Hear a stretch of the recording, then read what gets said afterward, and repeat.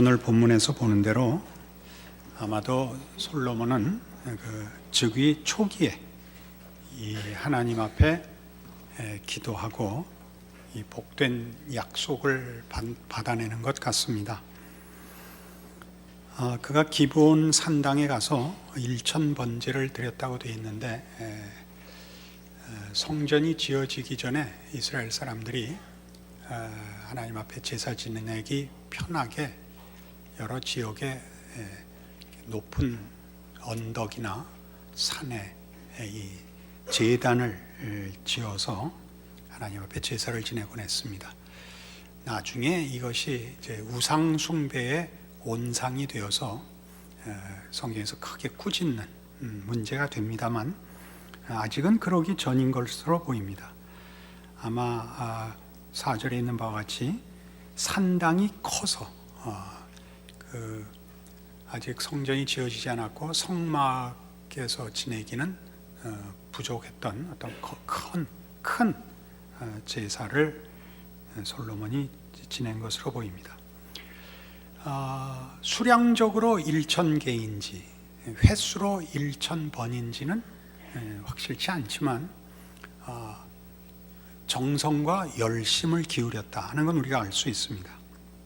그래서 하나님께서 그에게 나타나서 5절에 보시는 바와 같이 여호와께서 솔로몬의 꿈에 나타나시니라. 하나님이 이르시되 내가 네게 무엇을 줄꼬. 이렇게 한 것은 느닷없이 나타나신 것이 아니라 솔로몬의 기도에 지금 응답하고 계시는 것을 나타냅니다. 그러자 이제 솔로몬이 지혜를 구합니다. 우리 지금 개정개역 보는 데서는 듣는 마음이라고 9절에 번역되어 있는데, 이것은 직역한 것입니다. 의역하면 지혜라 해서 그 뜻이 조금 더 이해하는 데 도움이 될 것입니다. 그리고 그 이어지는 구절들에서는 계속 지혜라고 나오죠. 우리는 이 사건을 솔로몬이 하나님 앞에 하나님이 기뻐하시는 기도를 올렸고 하나님이 그의 기쁘게 그리고 넉넉하게 응답하셨다라고 이해할 수 있습니다. 그러나 이 문제는 하나님이 기뻐하시는 기도를 드렸더니 하나님이 어떻게 넉넉히 주셨는가 하는 단순한 기도와 응답에 머무르지 않고 사실은 상당히 깊은 역사적 배경을 가지고 있고, 그래서 우리가 예상하는 것보다 더 많은 교훈을 함축하고 있습니다. 전에도 말씀드렸다시피 이 열왕기서는 그 1차 독자들, 제1차적인 대상이 이스라엘의 패망으로 인하여 난민이 되어 여러 나라로 흩어진 사람들과 또 바벨론의 포로가 된 이스라엘 백성들을 위하여 쓰여진 것입니다. 왜 우리나라가 망했는가? 왜 하나님은 그의 택하신 백성을 또 그의 크신 이름을 둔 성전을 포기하셨는가 하는 데 대하여 설명하기 위하여, 그리고 우리나라는 이걸로 끝인가에 대해서 그렇지 않다라는 하나님의 약속에 더 깊은 소망과 하나님의 이루시는 방법, 그리고 이스라엘 백성의 잘못된 신앙적인 실패들을 지적하기 위하여 기록되고 있습니다. 그런 역사적 배경을 갖고 솔로몬의 지금 이 사건을 보면, 솔로몬이 하나님 앞에 구하고 하나님이 그를 축복하사 전무후무한 부귀와 영화를 누리는 왕이 되었다라는 이 문제는 이렇게 잘라놓고 보면 단순한, 그리고 우리에게도 사실은 신앙적으로 많은 도전을 주는 내용일 수 있지만, 패망한 이스라엘 백성 쪽에서 보자면 솔로몬의 영광이 무슨 가치가 있는가라는 질문이 금방 생길 수밖에 없습니다. 솔로몬이 전무후무해서 이런 생각이 드는 것이 당연합니다. 하나님이 솔로몬을 축복하셨다고? 망하게 하려고? 이런 질문이 금방 이어나오죠. 그의 기도가 진실하고 하나님이 기뻐하시고 그래서 하나님이 거기에 보상하시고, 그래서 역사상 유례가 없는 영광된 왕권과 이스라엘 백성을 허락하셨다. 그래도 망한 지금 시점에서 돌아보면 그건 다 부질없는 것이 되고 맙니다.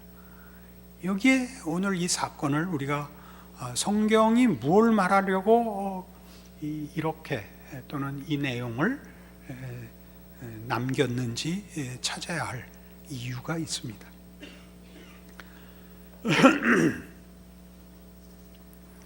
우리는 기독교 신앙이라는 것을 사실은 성경이 요구하는 바에 잘 일치시키지 못합니다.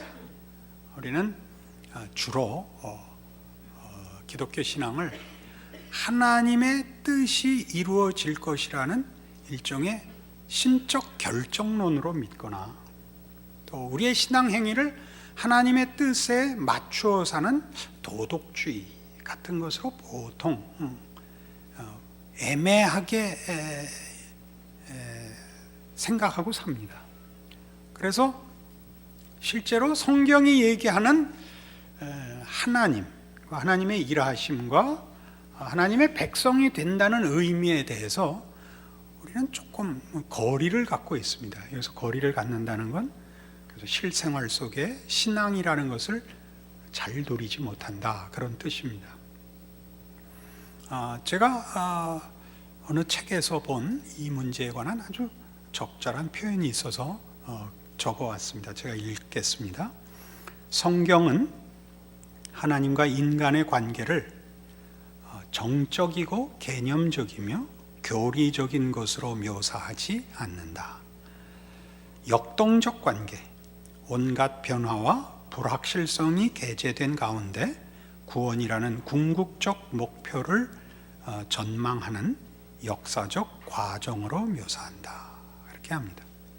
우리가 기억할 것은 이것이 관념적이지 않고 역사적이다 하는 것입니다. 뭐가요? 기독교 신앙이 그렇습니다. 기독교 신앙이 관념적이지 않고 역사적이라는 것은, 기독교 신앙은 삶으로 나타나는 것이다 이겁니다. 실천해야 한다라는 요구 이전에 그것은 생명이고 생명이 활동하는 것이다 그거죠. 그런 면에서는 굉장히 실존적입니다. 실존이란 말이 많은 부정적인 의미를 갖고 있는 것을 압니다마는 이 관념도 아니며 실증도 아닙니다. 실존주의가 처음 등장할 때 바로 이 관념주의와 실증주의를 배격하여 인간의 어떤 존재 가치를 또는 그 존엄성을 지키려고 했던 긍정적인 측면에서의 실존적입니다. 이것이 왜 우리에게 필요하냐 하면 하나님은 하나님의 뜻을 이루는 데 있어서 하나님의 뜻이 우리를 목표로 하고 있고 우리를 대상으로 하고 있다는 것을 거듭 강조하시며, 그래서 우리와 의논하신다고 성경이 얘기합니다. 우리와 의논한다는 것은 목표를 의논한다든가 방법을 의논한다라는 차원이 아니라 하나님이 우리에게 가지는 뜻을 우리를 목표와 대상으로 하고 있기 때문에 우리를 설득하신다는 뜻입니다. 그리고 이 설득에서는 하나님은 억압적이지 않고 기계적이지 않으시다는 뜻입니다. 그러니까 우리의 반응이 하나님의 뜻에 맞을 때도 있고 그렇지 않을 때도 하나님은 우리와 함께 이 일을 해 나가신다는 뜻에서 역사적이며 우리와의 관계를 우선시한다는 뜻입니다. 그런 면에서 하나님은 성경에 인격적으로 찾아오시는 분으로 언제나 강조됩니다. 인격적으로 찾아오신다는 걸 잊지 마십시오. 수단과 방법과 능력과 개념으로 찾아오시지 않고 실제로 우리의 삶 속에 찾아오십니다. 그래서 성경은 하나님을 진노하시는 하나님이라는 표현을 씁니다. 후회하신다는 표현도 쓰고 질투하시는 하나님이라는 표현을 쓸 수 있는 것입니다.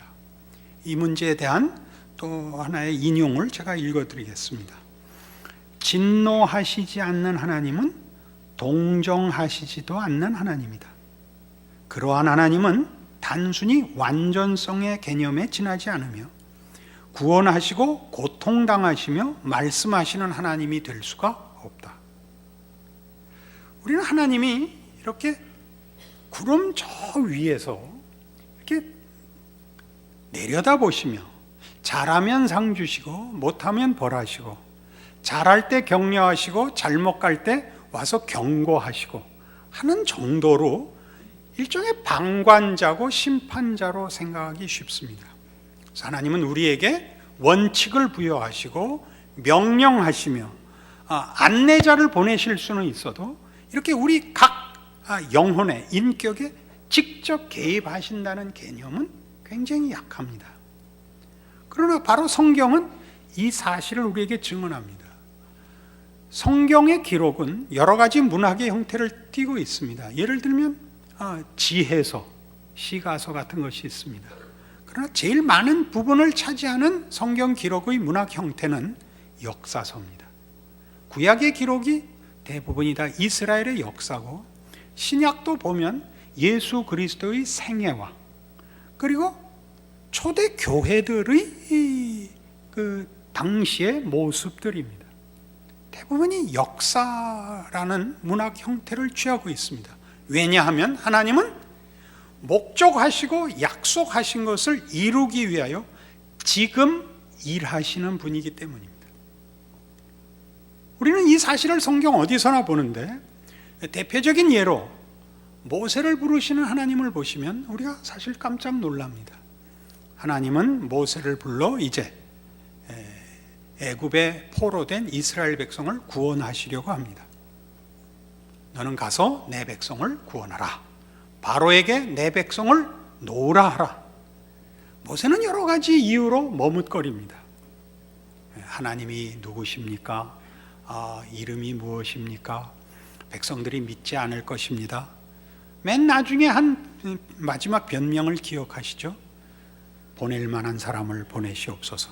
그래서 거기 여러분 자주 놓쳤을 것이라고 생각되는 뜻밖의 표현이 나옵니다. 하나님께서 모세를 향하여 노를 바라시니라. 조금 전에 읽어드린 말씀이시죠. 진노하시지 않는 하나님은 동정하시지도 않는 하나님입니다. 하나님이 감정으로 개입한다는 것은 하나님이 우리와의 관계를 얼마나 풍성하게, 우리가 생각할 수 없는 넓이와 깊이로 관계하시는가를 가르치는 것입니다. 하나님은 정하시고 명령하시고 심판하시는 하나님 정도가 아니고, 개입하여 밀고 땡기고 분노하시고 경책하시고 후회하시고 돌이키시고 참으시고 용서하시는 하나님입니다. 이것이 왜 중요하냐? 그래서 기도가 허락되기 때문입니다. 솔로몬의 기도가 갖는 위력은 하나님이 솔로몬의 기도에 적극적으로 응답하셨다는 데 있습니다. 솔로몬은 나중에 실패합니다. 그는 많은 후궁을 두고 외교적 차원에서 다른 주변 국가들의 공주들을 후궁으로 취하는 바람에 우상이 따라 들어옵니다. 그래서 사실은 솔로몬은 이스라엘의 영광과 권세를 가장 잘 드러낸 왕이자 동시에 이스라엘의 패망의 가장 근원적인 이유를 제공한 왕이기도 합니다. 우리가 서두에 확인했던 바와 같이 하나님께서 솔로몬의 기도에 응답하여 그를 이 선택한 하나님의 백성의 왕으로 세웠으면 하나님이 허락하시고 세우신 나라를 끝까지 책임져야 되지 않는가 라는 물음이 그 포로된 백성들, 패망한 나라의 난민으로서 당연히 의문으로 제기될 것 아닙니까? 그러나 성경이 얘기하는 바는 하나님이 한 번의 결정으로, 한 번의 우리의 반응으로 우리의 운명을 영원히 결정하시지 않는다는 것입니다. 믿을 것이 없다는 차원에서 이 얘기가 아닙니다. 하나님은 우리의 잘한 것에 복 주시며 우리의 잘못한 것을 경책하십니다. 왜 그렇게 하죠? 궁극적인 승리를 위하여 그렇게 하십니다. 솔로몬의 실패를 하나님이 아셨을까요? 그것은 성경이 하려는 얘기가 아닙니다. 우리는 결과적으로, 역사적 결과로 솔로몬의 실패를 알고 있습니다만, 그럴지라도 그가 하나님께 진심과 하나님의 뜻을 구할 때 하나님이 진실함으로, 전심으로 그에게 응답하셨다는 사실에 성경의 교훈과 우리의 신자된 감격이 있습니다. 우리는 그런 의미에서 우리가 오늘 한 약속을 평생 지킬 수 있다는 담보하에서만 하나님을 찾아갈 수 있는 신앙을 갖고 있는 것이 아니라, 이 변덕스럽고 늘 변하는, 늘 가변적인, 그리고 늘 연약한, 무지한 상태에서 얼마든지 하나님 앞에 나아갈 수 있다는데, 오늘 이 사건이 주는 교훈에 진정한 복이 있는 것입니다. 저는 개인적으로 여러 번 그런 강조를 했다시피, 저는 보좌를 움직이는 기도란 없다고 믿는 사람입니다. 그렇게 말하는 의미는 우리가 때를 써서 하나님이 포기하는, 네 마음대로 해라 라는 기도의 응답은 없습니다. 그러나 하나님은 우리가 때를 쓰면 유연하게 대처하십니다. 기다려 주십니다. 심판을 보류하기도 하십니다. 이것이 성경이 얘기하는 보좌를 흔드는 기도입니다. 우린 그렇게 나아갈 수 있습니다. 참으로 놀랍죠. 우리는 하나님 앞에 때를 쓸 수가 있습니다. 무엇을 근거로 하죠? 요한복음 1장을 근거로 합니다. 요한복음 1장 14절을 보시면 여러분 잘 아시는 유명한 이 말씀이 나옵니다. 말씀이 육신이 되어 우리 가운데 거하심에 우리가 그의 영광을 보니 아버지의 독생자의 영광이요 은혜와 진리가 충만하더라. 쉽게 읽으시면 예수 그리스도의 영광과 신성이라는 측면이 강조돼 보입니다. 그러나 그 모든 영광은 무엇을 전제하여 설명되고 있냐 하면, 말씀이 육신이 되어 우리 가운데 거하시는 데가 전제되어 있습니다. 하나님의 영광이요, 영원하시고 무한하신 분이 우리를 구원하시고 우리를 향한 그의 사랑을 이루기 위하여 내가 있는 자리에 오는 겁니다. 내가 있는 자리라는 것은 외적 형편뿐만 아니라 내적 형편에서도 기억해야 되는 우리가 있는 자리입니다. 유한의 자리에 오시며 우리 인간의 죄성과 무지와 못남과 부패와 왜곡된 자리에 오시는 겁니다.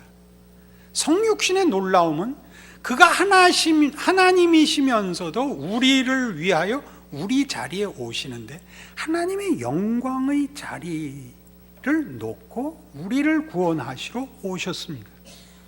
그를 보니 은혜와 진리가 충만합니다. 여기서 말하는 은혜는 우리의 자격과 조건을 근거로 하여 오신 것이 아니라는 것 때문에 은혜요, 진리가 충만하다는 것은 우리의 필요를 우리가 아는 것보다 더 크게 하나님이 아시는 지식으로서의 필요를 채우기 위하여 오셨다는 사실에 은혜와 진리가 충만합니다. 예수님 어떻게 오셨나 보십시오. 낮은 자리에 우리 모양으로 오셔서 우리와 함께 살고 함께 먹고 대화를 나누고 가르치고 필요한 자에게 병을 고치시며 그 속을 파헤치시며 십자가를 지시며 오해받으시며 채찍에 맞으시며 수치를 당하시며 죽으시는 것입니다. 이것이 하나님이 우리를 개입하시고 하나님이 그의 뜻을 이루시는 실제적인 역사다 이겁니다. 이것이 무엇을 가르치느냐고요?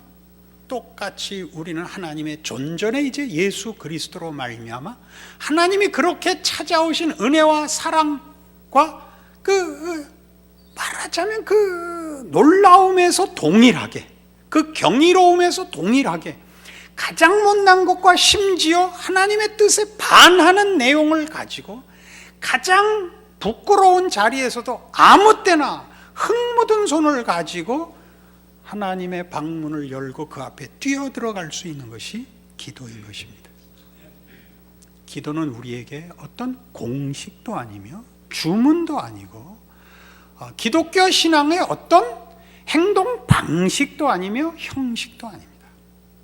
그것은 하나님이 우리에게 열어놓으신, 하나님이 성육신으로 찾아오신 것으로 우리에게 허락하신, 우리를 언제나 맞으실 준비가 되어 있고 우리에게 허락한 권리와 축복인 것입니다. 우리는 바로 이 신앙을 놓칩니다. 이 신앙을 우리의 삶으로 가지는 데 놓칩니다. 우리의 기도는 종종 이런 실수를 범합니다.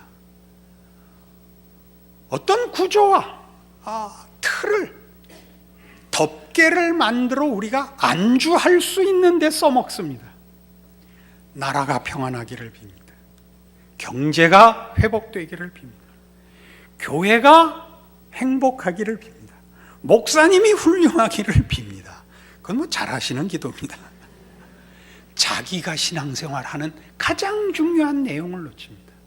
여러분 보고 신앙의 어떤 규범을 지키고 신앙적인 책임을 지키라는 것이 아닙니다. 특권을 놓치고 있는 겁니다. 하나님과 씨름할 수 있다는 것을 놓치지 마십시오. 하나님과 손을 잡고 하나님을 부둥켜 안고 갈 수 있는 것이, 하나님이 우리를 그렇게 찾아오실 뿐만 아니라 우리가 예수 그리스도의 이름으로 아무 때든지 가서 안길 수 있다는 것을 놓치지 말라 이겁니다. 이것이 성경이 가르치는 솔로몬의 기도에 대한 응답입니다.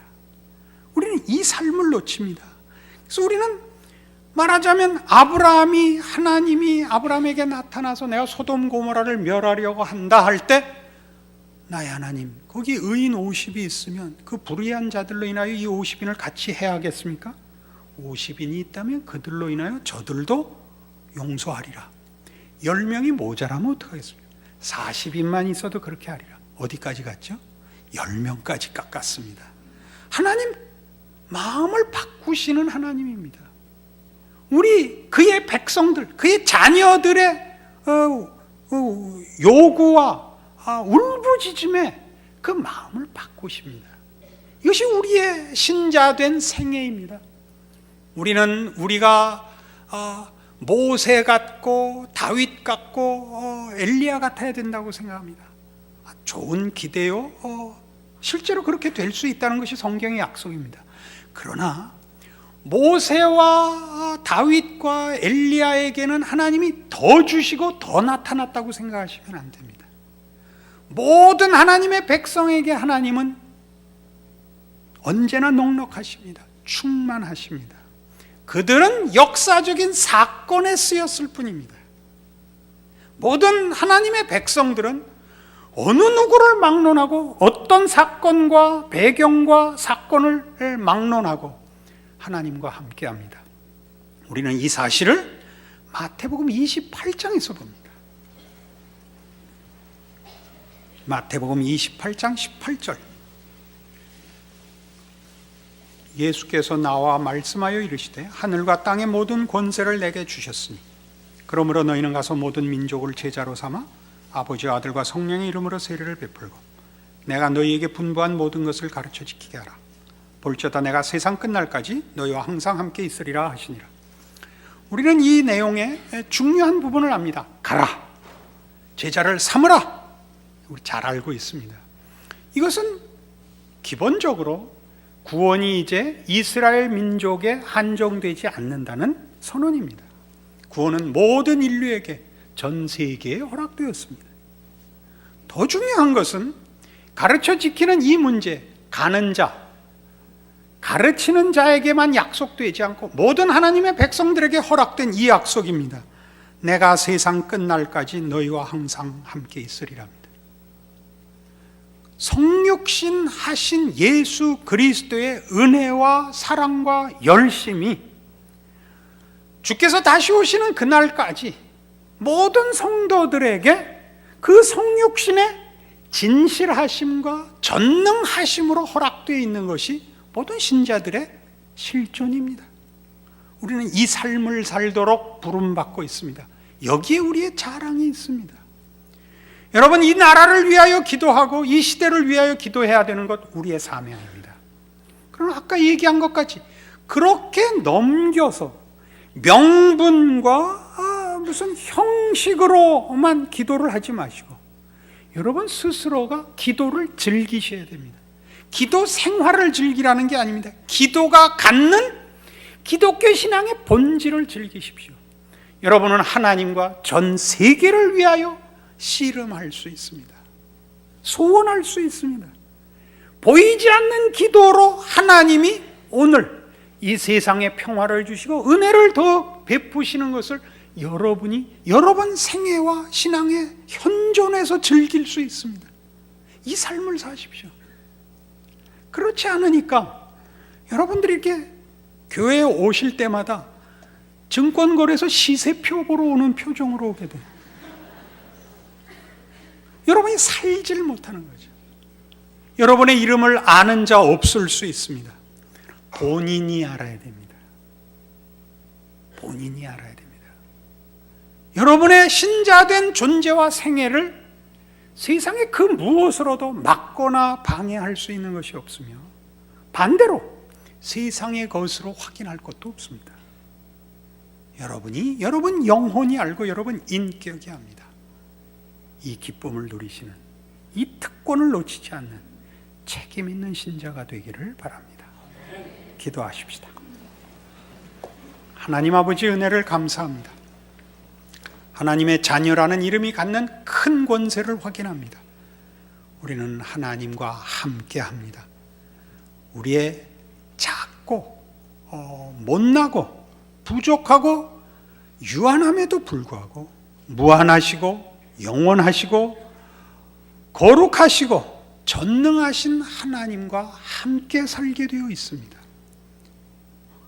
예수 안에 있는 하나님의 구원의 복을 제대로 알고 누리고 책임지는 우리의 인생 되게 하사 우리로 우리의 짧은 인생 작은 존재 속에서 하나님의 창조의 역사와 구원의 역사를 함께하는 놀라운 기적의 인생을 사는 우리들 되게 하사 우리가 있으므로 우리가 사는 사회와 이 시대가 하나님의 은혜 아래 있는 복을 누리게 하여 주시옵소서. 예수님 이름으로 기도합니다. 아멘.